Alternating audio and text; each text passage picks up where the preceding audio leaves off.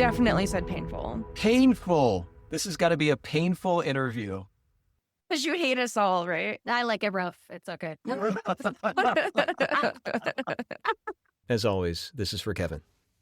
Welcome to the ADNA Presents. This is Roy Samuelson. Today, we're very happy to have Serina Gilbert and Anna Capezzera and Colleen Connor.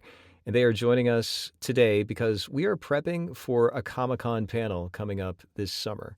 One of the cool things about the opportunity here is that we get to plan ahead what we're going to ask on the panel and make sure that each of those representatives, these leaders in audio description, are able to share their perspective. So here we go. My whole intent here is to ask each of you what you would like to get out of this Comic-Con panel. Let's build what's most important to us for speaking about AD for an audience that would be at Comic-Con. And because there's a lot of people that might not be able to go to Comic-Con, the idea of this recording is to show what we're bringing to the conversation and why we're bringing it. And that itself seems like it's going to be a powerful message. I know Colleen. I know you. Can we do intros? So, That way I can get used to everyone's voices too. Sure. I'm happy to introduce myself. I'm Anna Capezzera, and I'm the director of accessibility at Deluxe.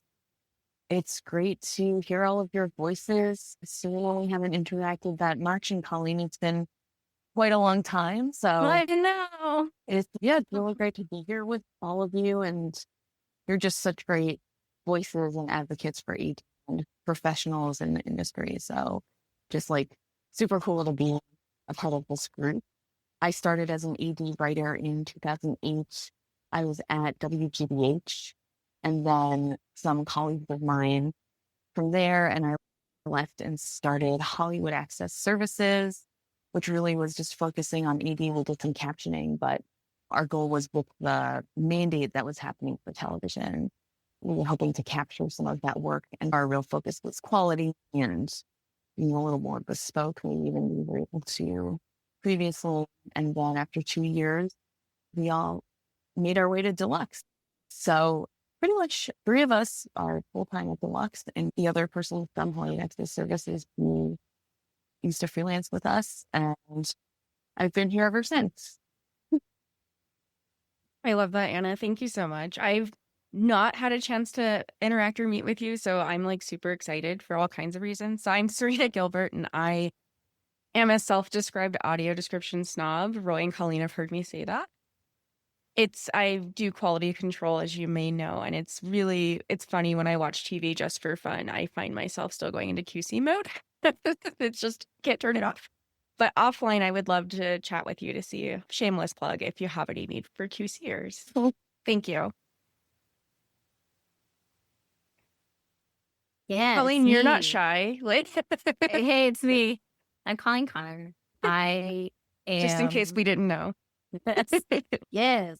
Anna and I actually, when I first moved to Los Angeles, Anna was the first person I ever met in audio description because I was cold emailing everyone in the universe. And so I met up with Anna. We got together one time in Studio City for coffee. Yeah. And then we never saw each other in person again. And then you moved. And then I moved, unfortunately. Yeah. I've been focused on ADTR. What's cool for us is we are being sponsored by Netflix for the 2nd year in a row to teach underrepresented voices in writing audio description. So Melissa Hope and myself are basically putting writers of color and queer, trans, and indigenous folks right in the AD writing. So we're taking them from training to mentorship to working. We have 5 people now who are working, which is very exciting. Only a couple people who haven't quite figured it out or who, for some reason, they didn't want to do this anymore. We just had 196 people apply. Serina knows this. Serina I didn't know it was that many. Good Lord. Yeah, Serina had a very strong application, but it's 196 people. And we interviewed 8. We could only pick 5. And the cool thing is I can prove to a lot of people when they say that, well, I don't know about training or whatever, or I'm like, let me show you a very large contingent of very diverse individuals who are interested in training opportunities. So it's very cool. We're doing that. And then, so that'll start in July. Fundamentals is going well. I have one starting next week. And we've done some conferences. So Melissa Hope and Adrian Livingston and Felicia, forgetting Felicia's last name, but they went to Hong Kong to the Media for All conference. Wow. And they did great. I basically wrote like a little essay and was like, I don't travel. I can't. I said no to this because it's 2 days to Hong Kong, but it takes 2 days to get there. So my mind was not boo, boo, boo. But yeah, so they spoke there. And then our proposal panel was accepted at Darcy, which is in York, UK this year. That luckily they do remote. And then there's one more conference that wants us to submit. And so we're doing some more international stuff this year, which is exciting because that's a lot more option for academic stuff also. They put audio description much more in the interpretation and access need category versus the US kind of has this equal footing between us trying to move it to profession and it's a service. So there's not as much funding for like theses and people doing studies and stuff like that. So we're presenting our model to more folks around the globe. And I'm trying to get good information out there and good stuff out there, even if it's not me. So I elevate the other voice who needs to be out there. That's where we're at, where I am at. And then there's Roy. And then there's Roy. I'm playing host this time. I wanted to bring the three of you out to spotlight, and back to the original pitch, it's storytelling craft and how accessibility has an artistic side. That's the frame that I'm interested in presenting, if the three of you agree with that. What I've done is crafted a handful of questions to ask each of you and also collectively. But if we could go back to finding out what you all want out of this. And Colleen, if we could start with you, if you could give maybe when I first asked you about it, why did you say yes? Why were you thinking that this would be a good idea? And what the hell do you want to get out of it? I think there is a lot of people, perhaps like myself, who are nerdy, invested fan individuals who may find themselves at an event like Comic-Con and know nothing about audio description. I know that whether it's a relative who's losing their vision or like whether you yourself are losing your vision, there's still a lot of people who don't even get told about it. And so for me, it's partially awareness. And for people who maybe already do know about it or who are in the entertainment industry already, it's a little behind the scenes, maybe a couple moments of wake up that this isn't just, and not that captions is just captions, but we're not taking something and transcribing it. Boom. This is an art form in and of itself, and it is describing art and media and creative material. And so it does require a certain amount of training and quality, and we would like to see more of that. And the industry recently is actually working against us a little bit on achieving that. Just the awareness of how AD happens and that it does happen for those who may not know. I love that awareness and the behind the scenes, the art form for the art. I've got some questions that I think after we're done with this, I'll send them to each of you just to see what you think, and based on this interview too, anything else that we've added. Just a random question, Colleen, before we go on to Anna. Let's say that you were able to attend in person. At the end of the panel, if someone were to tap you on the shoulder and say something to you, what would be the sentence that you'd most feel satisfied hearing? Oh man, maybe something like, wow, that people were really engaged, and there's a few important people here. Just, yeah. Nice. It's like people were listening and that there were people there who maybe had not known things and might be up in a higher place to do some things. There we go. Nice. Anna, if you want to wing it, or I've got some stuff that we could dance around, what are you thinking? Why did you say yes to this? And what do you/Deluxe want to get out of this at the end of the panel? I said yes a lot because of who's on this panel. Just an opportunity to be with all of you and speak about audio description. And I think that creating AD for a lot of the type of material that goes to Comic-Con or that people who go to Comic-Con love can be very difficult. There's a lot of world building and universes, franchises, all sorts of things. And I think that it's important to know how much work goes into that from a vendor standpoint. Like, as someone who oversees the audio description department, what kind of an environment do you need to create for your team to try to make the best audio description possible for this type of content? What do your writers need? And what do fans want? And something that we really try to do is have people with a huge knowledge base for the MCU work on all that content because they'll know the Easter eggs and the characters in the universe, and then pass that knowledge on and partner with other people to spread the ability to work on these types of projects.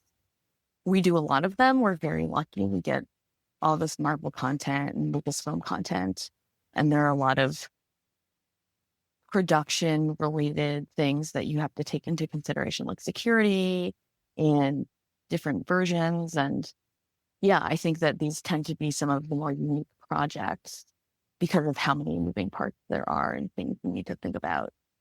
And it's all content that, I think a lot of Comic-Con fans are familiar with. Nice. Love it. Same question, since you'll likely actually be there in San Diego. Same question that Colleen was asked if they were tapped on the shoulder. If you were tapped on the shoulder at the end of the panel, what would be one of the many dream sentences that you'd love to hear someone say to you? Wow, you've really illuminated how important AD is for this content and how much work goes into it. I am a major decision maker in the industry, and I'm going to go out there and make sure all of my content has AD. Win. It's such a win. Thanks. Serina, let's bring the QC lens here. I could give you some stuff to riff off of, or unless you want to go. What are you thinking? Why'd you say yes? Roy, first of all, you texted me with a "what are you going to be doing on July 24th" message, all cryptic. Are you surprised? I'm always cryptic. Yeah, it was like, that's around the time of Comic-Con. What's he getting at? So originally, honestly, I'm just honored to have been on a list to be considered to be on this panel. I just think it's super cool. And I said yes because I think that a lot of companies and even audience members don't realize the level of detail that goes into creating quality audio description.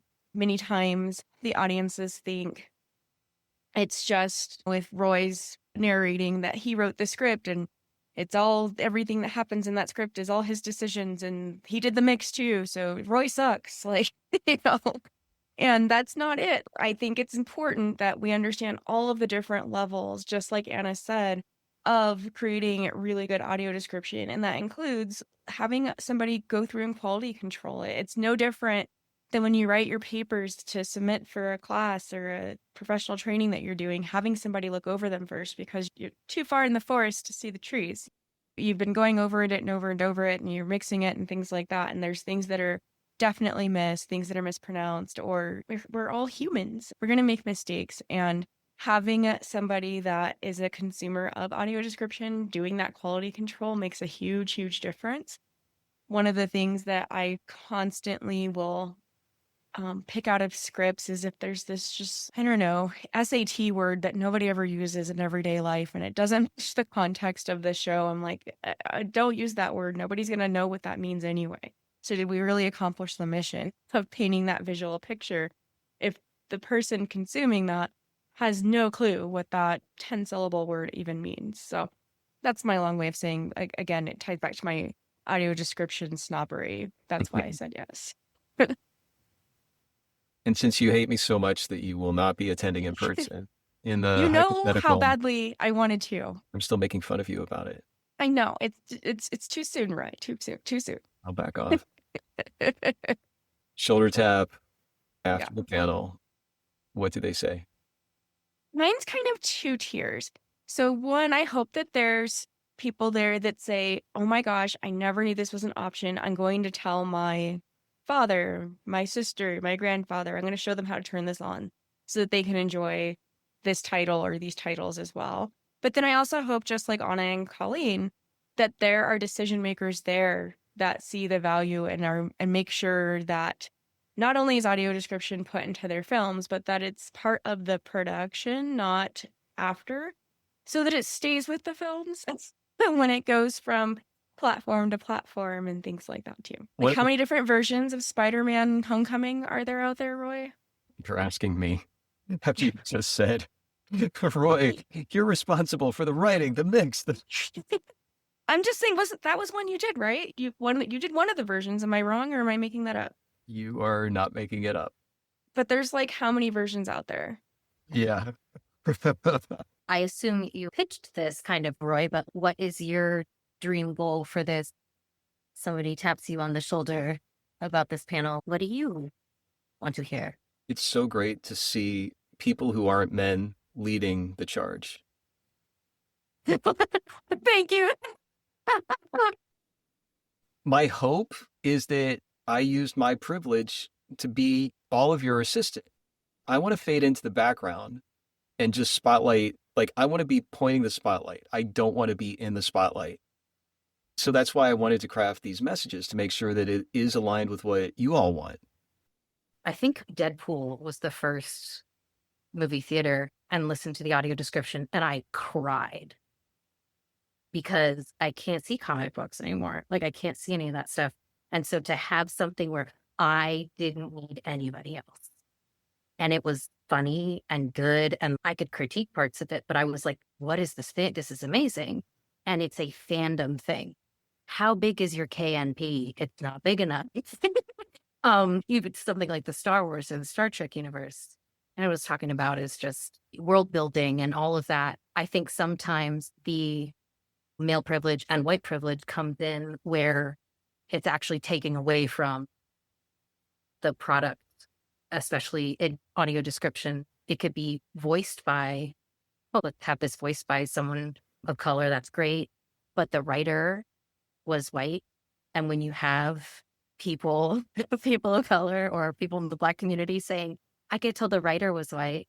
And it's like, nope, that's completely, you're still taken out of it. So having the process have more diversity and more representation of all different kinds in it, I think is a good thing to point out. And like somehow each of us like bringing something to that, or not harping on the like of it, but just saying like the positive side of it. It makes a difference when the content is matched with someone who's a huge fan of it also, or someone who'll spend the 50 hours because they love it too, or is just from the same country as the main character, that kind of stuff.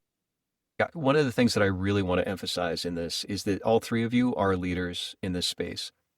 And because of who you are and how you approach this, professionality was one of the first things that Anna said, is maybe that's the position to lean into. Here are leaders in audio description, and let your words speak for themselves. Talking about what Colleen does with her training and with Netflix sponsoring her to help get more people involved in AD to just diversify the group of professionals doing this, I find that representation is something that couriers are asking about more in the past years. more now than previously. And that's really important for us.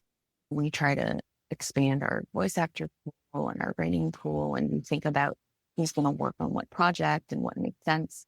And whether it's you are obsessed with the MCU or you live in the country where this is taking place and knowledge of that country is really important for this movie, or gender is the theme, or race, or what is important for this content and what is the representation that makes sense. What should we do to make this, what is within our capabilities to make this the best AD we can? I love it. What it sounds like you all would be comfortable with is we simply present you all as leaders in this field and let you model through your actions and what you're sharing to speak for itself. That works Yeah. for me. Yes. And I think Anna's probably, is it Anna or do you prefer Anna? It's Anna. Okay. I mean, I'm not super picky, but I say Anna. Okay. I'm just trying to make sure because I'm like, I hear it's 50-50 and I'm always like, wait, what? You read something or your screen reader said it so much that you're like, wait, how do Oh, it's so embarrassing. I mispronounce things all the time because of Jaws, like all the time. Love it. I think representation will come up. And I think that's something to be said. And then something to be said for Anna's she's the head of the department. We don't have to like capitalize on that, but I'm just saying, like, it's nice to see that there's other people up here. While we're all together, I'm also thinking about, before we end this, I want to make sure that we've covered everything that you all want to cover. I know I'm very eager to share this far and wide, how we can begin and continue to market this. But do you have anything else that and again, like my plan at this point is to send you the questions for your perusal and say, don't ask this or take this out or, hey, tweak this or ask me this. I just want to give you I'm trying to make this easy as possible without you having to spend any brain cells. That's nice of you. Roy, I don't want to say I'll go off the cuff, but knowing the kinds of things you're going to ask me are great, but I probably won't prepare answers. That's okay. great. I guess the question would be, are you comfortable with this question? For example, if I asked you something that you're like, I'm not interested in answering that. Maybe there's something else. Like that's the kind of framing that I'm asking for. Yeah, I'm totally okay with that. Yeah. Awesome. Yeah. No, thank you. It's a nice way to end the day. Yay. Thank you all Very so much much. so. I am very excited and I am very sad I will not be there. It was cool when I realized that I know and love everyone on this call. And I was like, ooh, have we reached that level, everyone? Yes, we have. Yes, we have. I already know and love everyone on this call. But thank you, Roy, for the opportunity as always. And Very cool. if any of you all have any requests or something, let me know. I need you to be yourself, Colleen, too. Like, don't hold back. Thank you. And I promise not to swear. Oh, I don't think it would okay. matter. I think, we might need to talk about that. We're G. Are we G? Are we G? Or What do we PG? PG-13. Colleen.xxx.edu. Neither term it. .gov.org. Oh my God. .gov. Thank you. I know. Bye, everyone. Bye. Bye. See you later. Yay, love you.